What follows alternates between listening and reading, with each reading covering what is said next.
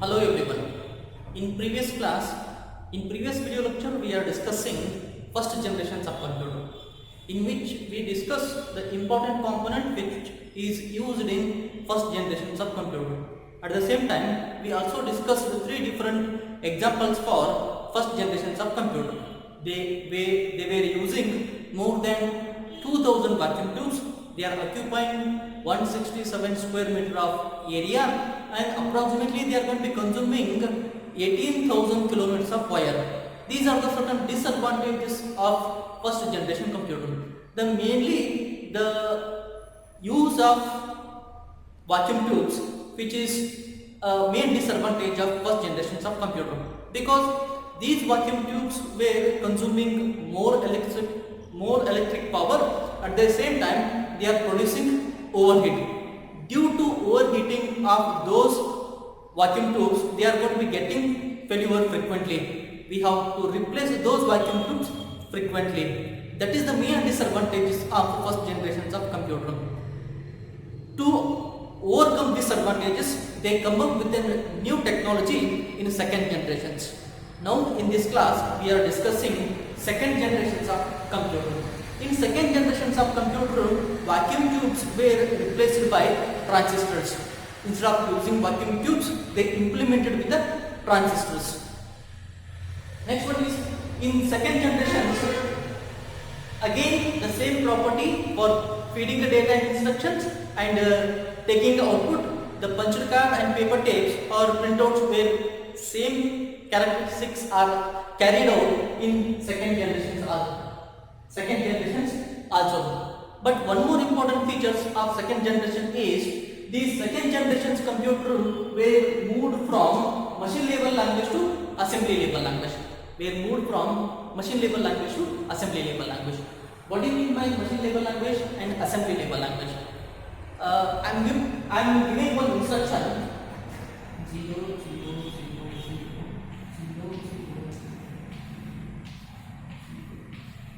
0 right. I'm giving one instruction.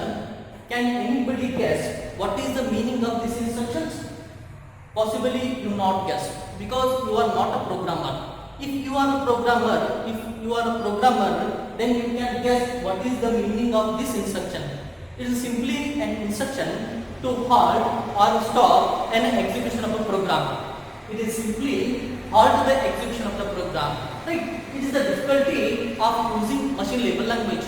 Machine level language, which consists of streams of zeros and ones. These streams of zeros and ones are fed to a computer system to execute certain instructions. Right? If I give such instructions, if you are the programmer, then only you can know the meaning of this one. If you are not a programmer, then it is difficult to understand these instructions. So, to make computer system user friendly, they moved from machine level language to assembly level language. What do you mean by assembly level language? Assembly level language which uses symbolic instructions. Instead of using this instruction, they implemented a symbolic instruction called as an HALT. Anybody can easily recognize the meaning of halt.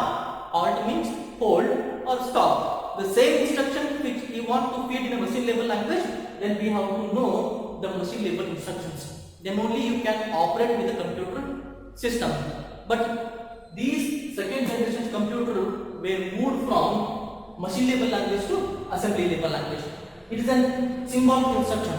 HALT, halt is a symbolic instruction, is a machine level language which can easily guessed by any normal user or a programmer also. These are some important characteristics of second generation computer. ನಾವು ಹಿಂದಿನ video ತರಗತಿ ಒಳಗೆ first generations of computer discuss ಮಾಡಕತ್ತಿದ್ವಿ. ಈ first generations of ಕಂಪ್ಯೂಟರ್ನ implement ಮಾಡಕ್ಕೆ main important component vacuum tubes ಅನ್ನೋದು use ಮಾಡಿದ್ರು. ಈ ವಾಕ್ಯೂಮ್ ಟ್ಯೂಬ್ಸ್ ಒಂದು ಮೇನ್ ಡಿಸ್ಅಡ್ವಾಂಟೇಜ್ ಏನಪ್ಪಾ ಅಂದ್ರೆ ಇದು ಮೋರ್ ಎಲೆಕ್ಟ್ರಿಸಿಟಿ ಕನ್ಸ್ಯೂಮ್ ಮಾಡ್ತಿತ್ತು. ಮೋರ್ ಎಲೆಕ್ಟ್ರಿಸಿಟಿ ಕನ್ಸ್ಯೂಮ್ ಮಾಡೋದ್ರಿಂದ ಅವು ಓವರ್ ಹೀಟ್ ಆಗ್ತಿದ್ದು. ಓವರ್ ಹೀಟ್ ಆಗೋ ಸಂಬಂಧ ಅವು ಫ್ರೀಕ್ವೆಂಟ್ಲಿ ಫೇಲ್ಯೂರ್ ಆಗ್ತಿದ್ವು. ಅದಕ್ಕೆ ಆ ಡಿಸ್ಅಡ್ವಾಂಟೇಜ್ ಓವರ್ಕಮ್ ಮಾಡೋ ಸಂಬಂಧ ಸೆಕೆಂಡ್ ಜನರೇಷನ್ಸ್ ಒಳಗೆ ವ್ಯಾಕ್ಯೂಮ್ ಟ್ಯೂಬ್ಸ್ ಅನ್ನು ರಿಪ್ಲೇಸ್ ಮಾಡಿ ಟ್ರಾನ್ಸಿಸ್ಟರ್ ಅನ್ನು ಒಂದು ಎಲೆಕ್ಟ್ರಾನಿಕ್ ಕಾಂಪೋನೆಂಟ್ ಅವರ ಕಂಪ್ಯೂಟಿಂಗ್ ಡಿವೈಸ್ ಅನ್ನ ಇಂಪ್ಲಿಮೆಂಟ್ ಮಾಡಿಕೊಂಡ್ರು. ಸೆಕೆಂಡ್ ಜನರೇಷನ್ ಕಂಪ್ಯೂಟರ್ ನ ಟ್ರಾನ್ಸಿಸ್ಟರ್ ಅನ್ನು ಕಂಪ್ಯೂಟಿಂಗ್ ಡಿವೈಸ್ ನಿಂದ ಇಂಪ್ಲಿಮೆಂಟ್ ಮಾಡಿದ್ರು. ನಾವು ಈ ಟ್ರಾನ್ಸಿಸ್ಟರ್ ನ ಇಂಪ್ಲಿಮೆಂಟ್ ಮಾಡಿದ್ದಕ್ಕೆ ಕನ್ಸಿಡರಬಲಿ size of the computer and the efficiency of the computer, size of the computer decreases, at the same time efficiency of the computer is increases. ನಮಗೆ transistor implement ಮಾಡಿದ್ದಕ್ಕೆ ನಮಗೆ ಆದಂತ ಅಡ್ವಾಂಟೇಜ್ ಏನಪ್ಪಾ ಅಂದ್ರೆ ಕಂಪ್ಯೂಟರ್ದು ಕನ್ಸಿಡರಬಲಿ ಸೈಜ್ ಡಿಕ್ರೀಸ್ ಆಗ್ತದೆ. ನಾವು ಹೋದ ಕ್ಲಾಸ್ ಒಳಗೆ ಎನ್ಯಾಕ್ ಎಡ್ವ್ಯಾಕ್ ಮತ್ತು ಯುನ್ಯಾಕ್ ಡಿಸ್ಕಸ್ ಮಾಡೋ ಹೊತ್ನ್ಯಾಗ they are occupying a floor space ಅಂತೇಳಿ ಡಿಸ್ಕಸ್ ಮಾಡಿದ್ವಿ. ಅಂದ್ರೆ ನಮಗೆ ಒಂದು ರೂಮಿನಷ್ಟು ಜಾಗ ಕಂಪ್ಯೂಟರ್ನ ಇಡಾಕ್ ಬೇಕಾಗಿತ್ತು, ಅಷ್ಟು ಜಾಗನ ಆಕ್ಯುಪೈ ಮಾಡ್ತಿದ್ರು. ಬಟ್ ನಮಗೆ ಹೆಂಗೆ ಜನರೇಷನ್ಸ್ಗೆ ಹೈಯರ್ ಜನರೇಷನ್ಸ್ಗೆ ಮೂವ್ ಆಗತ್ತೀವಿ, considerably size of the computer reduce ಆಗುತ್ತೆ.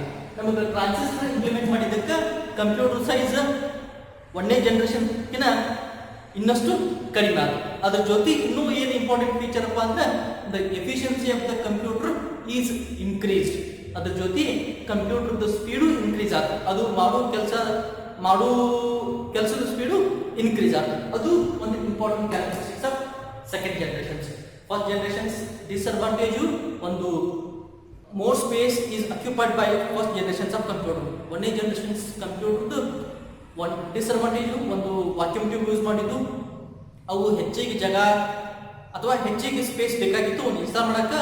At the same time they use more than 18,000 kilometre of wire, 18,000 kilometre ಅಷ್ಟು ವೈರ್ ಈ ಕಂಪ್ಯೂಟರ್ನ ಕನೆಕ್ಟ್ ಮಾಡಕ್ಕೆ ನಾವು ಯೂಸ್ ಮಾಡ್ತಿದ್ವಿ. ಇವನ್ನೆಲ್ಲವೂ ನಮಗೆ ಸೆಕೆಂಡ್ ಜನರೇಷನ್ಸ್ ಒಳಗೆ ಓವರ್ಕಮ್ ಮಾಡಿ.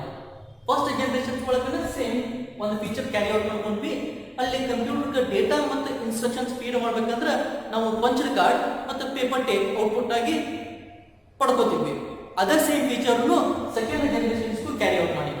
ಇನ್ನು ಏನರ್ ಡೇಟಾ ಕಂಪ್ಯೂಟರ್ಗೆ ಫೀಡ್ ಮಾಡ್ಬೇಕಂದ್ರೆ ಅದನ್ನ ಪಂಚ್ಡ್ ಕಾರ್ಡ್ ಮೂಲಕ ಫೀಡ್ ಮಾಡ್ತಾ ಇದ್ರು. ನಿನಗೆ ಏನೋ ರಿಸಲ್ಟ್ ಬೇಕಪ್ಪ ಅಂದ್ರೆ ಆ ರಿಸಲ್ಟ್ ಅನ್ನ ನಾವು ಪೇಪರ್ ಟೇಪ್ ಮೂಲಕ ಪ್ರಿಂಟ್ ಔಟ್ ಆಗಿ ಪಡ್ಕೋತಿದ್ವಿ. ಇದು ಸೇಮ್ ಫೀಚರ್ ಫಸ್ಟ್ ಜನರೇಷನ್ ಫೀಚರ್ನ ಸೆಕೆಂಡ್ ಜನರೇಷನ್ಸ್ಗೂ ಕ್ಯಾರಿ ಔಟ್ ಮಾಡಿದ್ವಿ. ಡೇಟಾ ಸೆಕೆಂಡ್ ಜನರೇಷನ್ ಒಳಗೂ ಕಂಪ್ಯೂಟರ್ಗೆ ಯಾವುದಾದ್ರೂ ಡೇಟಾ ಮತ್ತು ಇನ್ಸ್ಟ್ರಕ್ಷನ್ ಕೊಡ್ಬೇಕಂದ್ರೆ ಅದು ಪಂಚ್ ಕಾರ್ಡ್ ಲಿಕ್ಕ ಕೊಡ್ತಿದ್ವಿ. ನಮಗೆ ಏನೋ ರಿಸಲ್ಟ್ ಅನ್ನ ಪಡ್ಕೋಬೇಕಪ್ಪ ಅಂದ್ರೆ ಅದನ್ನ ಪೇಪರ್ ಟೇಪ್ ಮೂಲಕ ಪಡ್ಕೋತೀವಿ. ಅದು ಎರಡನೇ ಇಂಪಾರ್ಟೆಂಟ್ ಕ್ಯಾರೆಕ್ಟರಿಸ್ಟಿಕ್ಸ್. ಥರ್ಡ್ ಒನ್, ಈ second generations computer machine label language ಇದ್ರೆ ಅಸೆಂಬ್ಲಿ ಲೇಬಲ್ ಲ್ಯಾಂಗ್ವೇಜ್ಗೆ ಮೂವ್ ಆದ. ಅಂದ್ರೆ ಮಷಿನ್ ಲೇಬಲ್ ಲ್ಯಾಂಗ್ವೇಜ್ ಯೂಸ್ ಮಾಡ್ತಿದ್ವು, ಅದನ್ನ ಬಿಟ್ಟು ಅಸೆಂಬ್ಲಿ ಲೇಬಲ್ ಲ್ಯಾಂಗ್ವೇಜ್ ಅನ್ನು ಯೂಸ್ ಮಾಡ್ಕೊಂಡ. ಮಷಿನ್ ಲೇಬಲ್ ಲ್ಯಾಂಗ್ವೇಜ್ ಅಸೆಂಬ್ಲಿ ಲೇಬಲ್ ಲ್ಯಾಂಗ್ವೇಜ್ ಡಿಫರೆನ್ಸ್ ಏನಂದ್ರೆ ಮಷಿನ್ ಲೇಬಲ್ ಲ್ಯಾಂಗ್ವೇಜ್ ಅಪ್ಪ ಅಂದ್ರೆ ಅವು streams of zeros and once ಇರ್ತಾವ. ನೀನು ಕಂಪ್ಯೂಟರ್ ಒಂದು ಇನ್ಸ್ಟ್ರಕ್ಷನ್ ಕೊಡ್ಬೇಕು. ಕಂಪ್ಯೂಟರ್ದ ಇನ್ಸ್ಟ್ರಕ್ಷನ್ಸ್ ಮಷಿನ್ ಲೇಬಲ್ ಲ್ಯಾಂಗ್ವೇಜ್ ಹೆಂಗಿರ್ತಾವಪ್ಪ ಅಂದ್ರೆ ಕೇವಲ 0 ಮತ್ತು 1 ಒಳಗಿರ್ತಾವ. 0 ಮತ್ತು 1. ಈಗ ನೀವು ಪ್ರೋಗ್ರಾಮರ್ ಇದ್ದೀರಂದ್ರೆ ಮಾತ್ರ ಈ ಸೆಟ್ ಆಫ್ ಇನ್ಸ್ಟ್ರಕ್ಷನ್ಸ್ ನಿಮ್ಗೆ ರಿಕಗ್ನೈಸ್ ಮಾಡ್ಕೊಳಕ್ ಆಗುತ್ತೆ. ಈ ಸೆಟ್ ಆಫ್ ಇನ್ಸ್ಟ್ರಕ್ಷನ್ಸ್ ನೀವು ಪ್ರೋಗ್ರಾಮರ್ ಇರ್ಲಿಕ್ಕಪ್ಪ ಅಂದ್ರೆ ಈ ಸೆಟ್ ಆಫ್ ಇನ್ಸ್ಟ್ರಕ್ಷನ್ ಏನು ಅನ್ನೋದನ್ನ ಈಸಿಲಿ ಅಂಡರ್ಸ್ಟ್ಯಾಂಡ್ ಮಾಡಕ್ ಆಗೋದಿಲ್ಲ.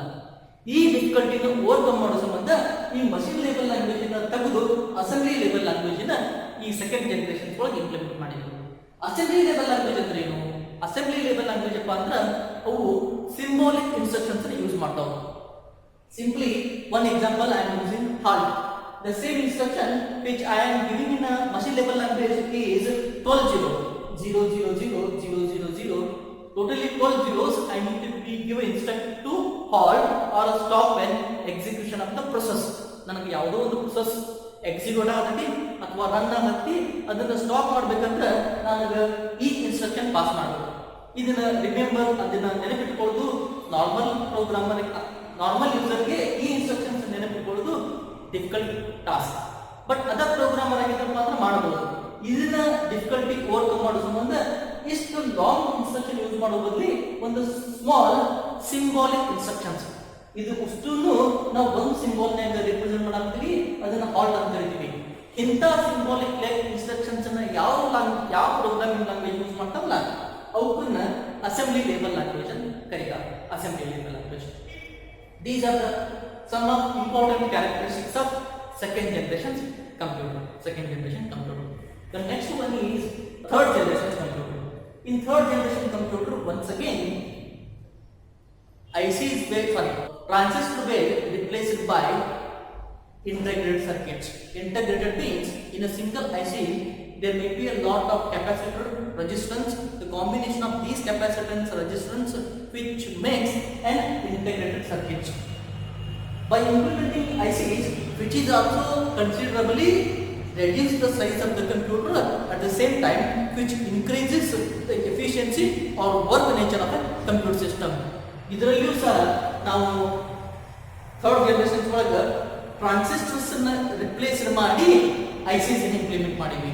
The same feature, transistors were also consuming more electricity power than ICs. ಟ್ರಾನ್ಸಿಸ್ಟರ್ಗಳು ಕೂಡ ಹೆಚ್ಚಿನ ಎಲೆಕ್ಟ್ರಿಸಿಟಿ ಪವರ್ ಅನ್ನು ಕನ್ಸ್ಯೂಮ್ ಮಾಡಬೇಕು. ಈ ಹೆಚ್ಚಿನ ಎಲೆಕ್ಟ್ರಿಸಿಟಿ ಪವರ್ ಕನ್ಸ್ಯೂಮ್ ಮಾಡೋದು ಒಂದು ಡಿಸ್ಅಡ್ವಾಂಟೇಜ್. ಅದನ್ನು ಓವರ್ಕಮ್ ಮಾಡೋ ಸಂಬಂಧ ಟ್ರಾನ್ಸಿಸ್ಟರ್ಸ್ ಅನ್ನು ರಿಪ್ಲೇಸ್ ಮಾಡಿ ICs ಅನ್ನು ಥರ್ಡ್ ಜನರೇಷನ್ ಒಳಗೆ ಇಂಪ್ಲಿಮೆಂಟ್ ಮಾಡಿದ್ರು. Third generation computer systems were implemented are replaced. Transistors were replaced by IC. Next one, in the third generation computer, they implemented with or they make use of keyboard and monitor.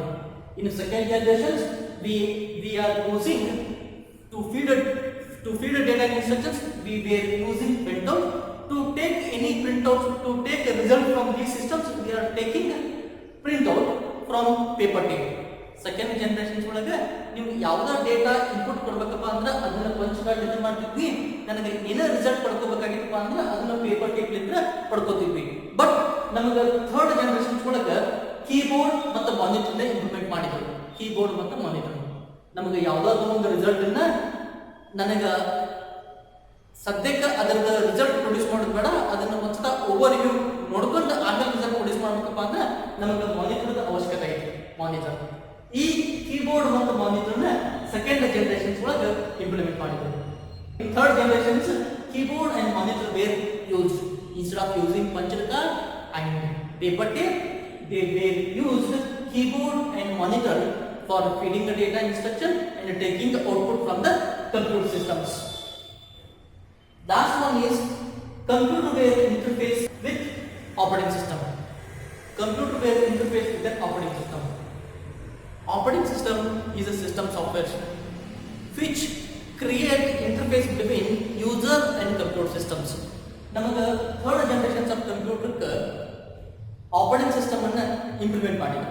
Operating system ಅನ್ನೋದು ಒಂದು system softwares ಅಂತ ಕರೀತಾರೆ. ಈ system software ಕೆಲಸ ಏನಪ್ಪಾ ಅಂದ್ರೆ user ಮತ್ತು computer system ನಡುವೆ ಕಮ್ಯುನಿಕೇಶನ್ ಎಸ್ಟಾಬ್ಲಿಷ್ ಮಾಡ್ತೀವಿ. ಯಾಕಂದ್ರೆ if you want to communicate with computer you have to know computer language. But a common end user, he does not aware of programming language. Even though he is not aware of the programming language, he can efficiently work with the computer system with help of operating system. That gap is filled by operating system. These operating systems are implemented in third generations of computer. ನಮಗೆ ಮತ್ತು computer system ನಡುವೆ ಒಂದು interface establish ಮಾಡಬೇಕು. ಅಂದ್ರೆ ನಾವು ಯಾವುದೋ instruction ಕೊಟ್ವಿ, ಆ ಇನ್ಸ್ಟ್ರಕ್ಷನ್ಸ್ ಕಂಪ್ಯೂಟರ್ಗೆ ತಿಳಿಸಿ ಹೇಳಬೇಕು, ಅಥವಾ ಕಂಪ್ಯೂಟರ್ ಯಾವುದೋ ಒಂದು ರಿಸಲ್ಟ್ ಅನ್ನು ಪ್ರೊಡ್ಯೂಸ್ ಮಾಡ್ತಪ್ಪ ಅಂದ್ರೆ ಅದನ್ನ ಎಂಡ್ ಯೂಸರ್ಗೆ ಕನ್ವಿನ್ಸ್ ಆಗೋ ಫಾರ್ಮ್ಯಾಟಿಗೆ ಔಟ್ಪುಟ್ ಪ್ರೊಡ್ಯೂಸ್ ಮಾಡಬೇಕು. ಇದನ್ನೆಲ್ಲ ಮಾಡೋದು ಆಪರೇಟಿಂಗ್ ಸಿಸ್ಟಮ್. ಈ ಆಪರೇಟಿಂಗ್ ಸಿಸ್ಟಮ್ ಅನ್ನ ಥರ್ಡ್ ಜನರೇಷನ್ಸ್ ಕಂಪ್ಯೂಟರ್ ಒಳಗೆ ಇಂಪ್ಲಿಮೆಂಟ್ ಮಾಡಿದ್ರು. I hope you understood about the important characteristics of second generation as well as third generations of computer. In the next class, we are going to discuss two more generations. Those are fourth generations and fifth generations of computer.